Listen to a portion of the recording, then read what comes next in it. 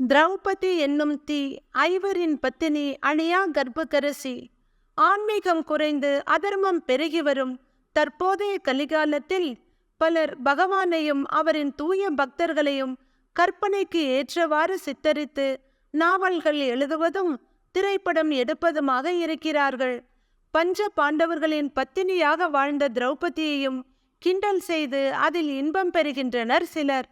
5 கணவரை ஏற்ற போதிலும் திரௌபதி கற்புக்கரசியே, ஈடு இணையற்ற தன்னலமற்ற பெண் என்பதை சாஸ்திரங்களின் மூலமாக உறுதியாக தெரிந்து கொள்ளலாம். கர்ப்ப என்றால் என்ன? ஒரு பெண் தன் கணவனை தவிர மற்றொரு ஆணை மனம், சொல் மற்றும் செயலால் தீண்டாது இருத்தல் கர்ப்ப எனப்படுகிறது. தனது கணவனை தெய்வத்துக்கு சமமாக நினைத்து தன் வாழ்நாள் முழுவதும் அவருக்கு தூய்மையாக தொண்டு புரியும் பெண் கற்பில் சிறந்தவள் என்று போற்றப்படுகிறாள்.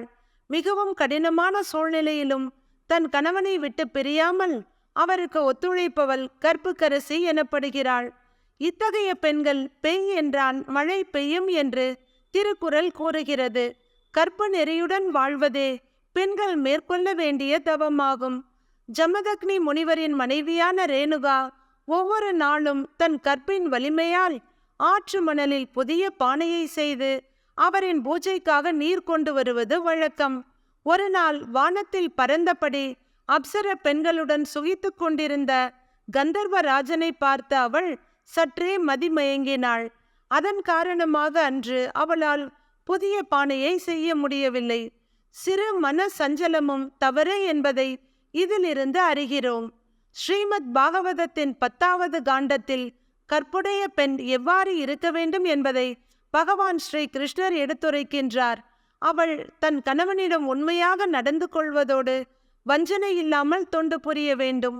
கணவன் பணம் இல்லாதவனாக, அதிர்ஷ்டம் இல்லாதவனாக, தொடர்ச்சியான நோய்களால் பாதிக்கப்பட்டவனாக என எந்தவித மோசமான நிலையில் இருந்தாலும் மனைவி அவனை விட்டு ஒருபோதும் விலகக்கூடாது. அவனை விட்டு மற்றொரு காதலனை தேடவும் கூடாது. தனது வாழ்வை உயர்த்தி கொள்ள விரும்பும் பெண் ஒருபோதும் கீழ்த்தரமான செயல்களில் ஈடுபடக்கூடாது.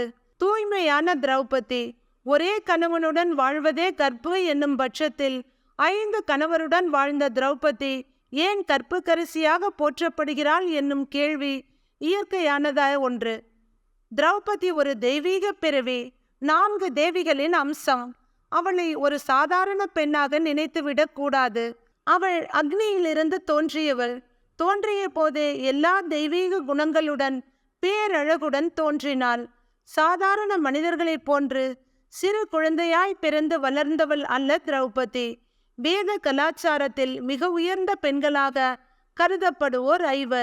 ஸ்ரீராமரின் மனைவி சீதா தேவி, வாலியின் மனைவி தாரை, கௌதம முனிவரின் மனைவி அகலிகை, ராவணனின் மனைவி மண்டோதரி, பாண்டவர்களின் பத்தினி திரௌபதி.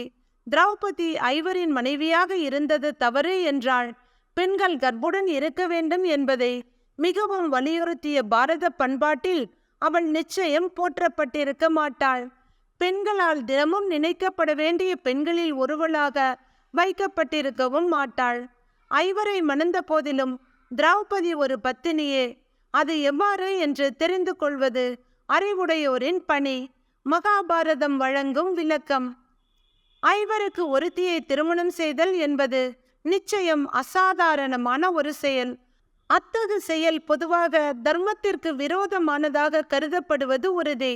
அவ்வாறு இருக்கையில் தர்மமே தலையானது, அதுவே அனைத்துக்கும் முதன்மையானது என்று போதிக்கும் மகாபாரதத்தில் 5 முக்கிய கதாபாத்திரங்களின் மனைவியாக ஒருத்தி இருப்பது நிச்சயம் விவாதத்திற்குரிய விஷயமே.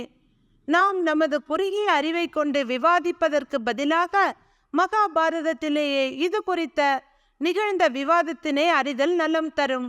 திரௌபதியின் தந்தையான மன்னர் துருபதரால் தனது மகள் 5 சகோதரர்களுக்கு மனைவியாவதை ஏற்க முடியவில்லை.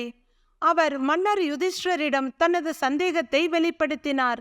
மூத்த சகோதரன் தனது இளைய சகோதரனின் மனைவியை மகளை போன்று மதிக்க வேண்டும் என்று சாஸ்திரங்கள் கூறுகின்றன. இளைய சகோதரனின் மனைவியை தொடுதல் மகளை தொடுதற்கு சமம். ஒரு மன்னன் பல பெண்களை மணந்து கொள்ள அனுமதி உள்ளது. ஆனால் பல மன்னர்கள் ஒரு பெண்ணை மணந்து கொள்வது எங்கும் அனுமதிக்கப்படவில்லை. தர்மரே, நீங்கள் மிகவும் கௌரவமானவர், தர்மத்தின் கொள்கைகளை உறுதியாக கடைபிடிப்பவர். நீங்கள் எவ்வாறு இவற்றை மீறலாம்? துருபதருக்கு யுதிஷ்டர் வழங்கிய பதில்: நல்லொழுக்கம் மிகவும் சூட்சுமமானது. நான் எனது வாழ்வில் ஒருபோதும் பொய் பேசியதில்லை. எனது மனம் ஒருபோதும் பாவத்தை தீண்டாது. நான் என்றுமே தர்மத்திற்கு எதிராக செயல்பட்டதும் இல்லை. இந்த திருமணத்தில் நான் எந்த பாவத்தையும் உணரவில்லை. கௌதம முனிவரின் குல வழியில் வந்த ஜதிலா என்ற பெண் சப்த ரிஷிகளை மணந்தாள். மேலும் பிரஜேதி மன்னன் பெண் 10 பிரஜேதர்களை மணந்தாள். இதற்கு உதாரணங்கள் வேதங்களில் உள்ளன. இவை பாவமாக கருதப்படவில்லை. சில குறிப்பிட்ட சூழ்நிலைகளில் உயர்ந்த தர்மத்தை காப்பதற்காக சில சட்டங்களை மீறலாம். திரௌபதியை நாங்கள் ஐவரும் மணக்க வேண்டும் என்பது உயர்ந்த தர்மமாகவும் அரிதான ஒன்றாகவும் ஏற்கப்படலாம். யுதிஷ்டரின் கருத்தினை குந்தி தேவியும் வியாசரும் ஆமோதித்தனர். ஐவரின் பத்தினியாக திரௌபதி செயல்படுவதில் பாவம் எதுவுமில்லை என்றும் தர்மத்திற்கு உட்பட்டதே என்றும் வியாசர் உறுதியளித்தார். பாண்டவர்கள் ஐவரும் தமது முற்பிறவியில் தேவர்கள் என்பதை எடுத்துரைத்த வியாச முனிவர் துருபத மன்னருக்கு தெய்வீக பார்வையை வழங்கினார். பாண்டவர்கள் முந்தைய பிறவிகளில் எப்படி இருந்தனர் என்பதை காட்டினார். ஆச்சரியமடைந்த துருபத மன்னர் கூப்பிய கரங்களுடன், மிக உயர்ந்த முனிவரே, என் ஐயம் தீர்ந்தது. தங்களுடைய அறிவிற்கும் ஆற்றலுக்கும் அப்பாற்பட்டு எதுவும் இல்லை. என் மனம் இப்போது அமைதியடைந்து விட்டது. மேலுலகத்தில் என்ன முடிவு செய்தார்களோ அது நடந்தே தீரும். விதியின் கைகளில் நாங்கள் கருவிகளே. எனது மகள் 5 சகோதரர்களையும் கணவர்களாக ஏற்றுக்கொள்ளட்டும் என்று கூறி அனுமதி வழங்கினார்.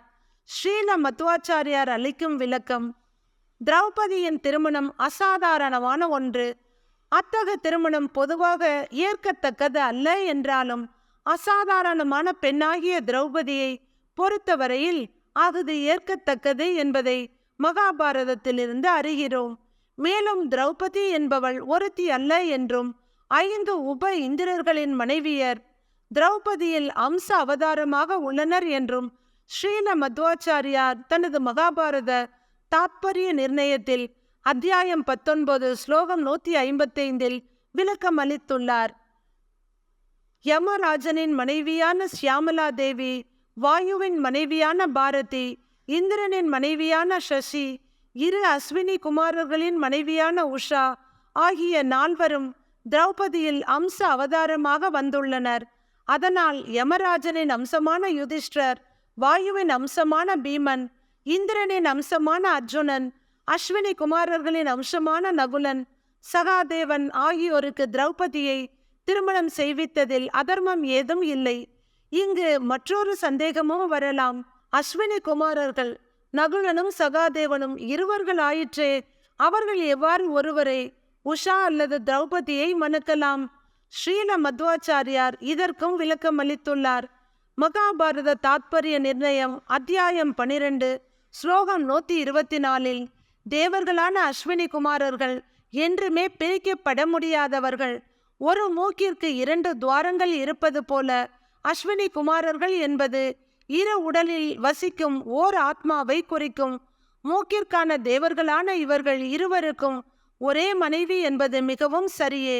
திரௌபதியின் அசாதாரணமான குணங்கள்: 5 கணவன்களை பெற்ற திரௌபதி ஒரு கணவனிடமிருந்து அடுத்த கணவனிடம் செல்லும் போது மீண்டும் கன்னித்தன்மையை பெறும் வரத்தையும் பெற்றிருந்தாள். அவள் பாண்டவர்களுக்காக மத்தியில் சற்றும் பாரபட்சம் பார்க்காமல் தொண்டு செய்தாள். மிகவும் துன்பமான காலத்திலும் பாண்டவர்களுடன் காடுகளில் வாழ்ந்தாள். எந்தவித சுயநலமும் இல்லாமல் அவர்களுக்கு அன்பையும் ஆதரவையும் தந்தாள்.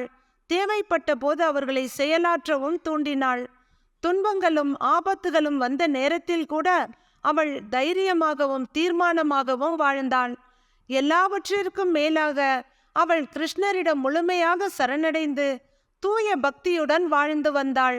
திரௌபதியின் கிருஷ்ண பக்தி: கிருஷ்ணரிடம் மிக ஆழமான பக்தியையும் முழுமையான சரணாகதியையும் திரௌபதி கொண்டிருந்தாள். கிருஷ்ணரின் திருநாமத்தை நினைவு கூறுவோர் உடனடியாக அனைத்து பாவங்களிலிருந்தும் விடுதலை பெறுகிறார்கள். அவ்வாறு இருக்கையில் தனது முழு வாழ்க்கையுமே கிருஷ்ணனுக்காக அர்ப்பணித்த திரௌபதியை எந்த ஒரு பாவமும் தீண்ட இயலாது என்பதை உணர வேண்டும். திரௌபதியின் வாழ்க்கை துயரங்களும் துன்பங்களும் நிறைந்தது. அவற்றில் மிகவும் கொடுமையானது துரியோதனனின் ஆணைப்படி குரு வம்சத்தினரின் அரசவைக்கு துச்சாதனனால் இழுத்து வரப்பட்டதாகும். எல்லோர் எதிரிலும் அவள் புடவையை இழுத்து அவளை நிர்வாணமாக்க துச்சாதனன் முயற்சி செய்தான். தன்னை காப்பாற்ற தன்னால் முடியாது என்பதை அறிந்தவுடன் அவள் தனது இரு கைகளையும் உயர்த்தி கிருஷ்ணரிடம் கதறினாள். சங்கு சக்கரம் மற்றும் கதையை திருக்கரங்களில் ஏந்தியவரே, துவாரகாபுரியில் வாழ்பவரே, அடியவர்களை ஒரு நாளும் நழுவ விடாதவரே, கோவிந்தரே, செந்தாமரை கண்களை கொண்டவரே, அடைக்கலம் புகுந்த என்னை காத்தருள வேண்டுகிறேன். ஒருமுறை கிருஷ்ணரின் கை விரலில் இரத்தம் வந்ததை கண்ட திரௌபதி சற்றும் தாமதிக்காமல் தன் புடவையை கிழித்து கட்டுப்போட்டாள். அந்த தூய்மையான அன்பிற்கு பரிமாற்றமாக பெரும் ஆபத்து நேரத்தில் அவளுக்கு மிக நீண்ட புடவையை கொடுத்து பகவான் காப்பாற்றினார். பெரிதும் மதிக்கப்படும் திரௌபதி. தெய்வீக குணங்களை கொண்டிருந்த திரௌபதிக்கு பல பெயர்கள் உள்ளன.